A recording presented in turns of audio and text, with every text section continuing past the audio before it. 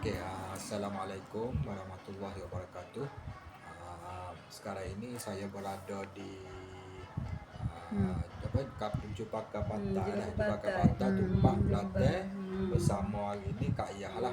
Kak Yah ni masa mula-mula kita jumpa ni 2 hari lepas dah. 2 hari lepas masa tu pergi Pekan rumah Kazan. Kata kita tengok-tengok tu dia ada masalah sakit kulit. Sakit kulit ni berapa tahun dah Kak Yah? Banyak tahun dah kulit. 12 tahun, 13 tahun dah. 13 tahun ada. 13 tahun lama dah menderita sakit kulit ni. Jadi pada mula-mula kita jumpa dia tu, kita ceritalah sedikit sebanyak produk Wambi ni.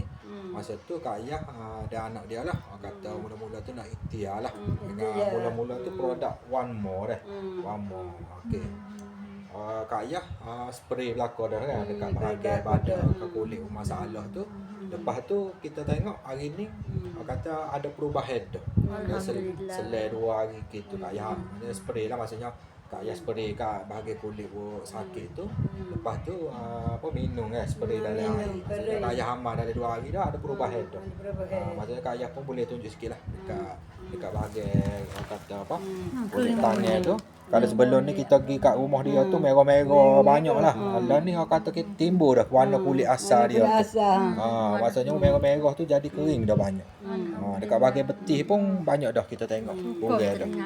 Jadi alhamdulillah kata kita pun suka lah tengok perkembangan positif. Bila Kak Yah dah guna One More ni sebagai ikhtiar dengan izin Allah lah. Dia dapat sembuh kata penyakit kulit dia tu yang menderita lama. Dan hari ni kata kita nak cadangkan kepada Kak Yah untuk masa lagi nama dia One Cell. One Cell ni dia merawat pada peringkat sel dalaman pula. Dia nak baki dalam supaya kata dalaman pun sihat.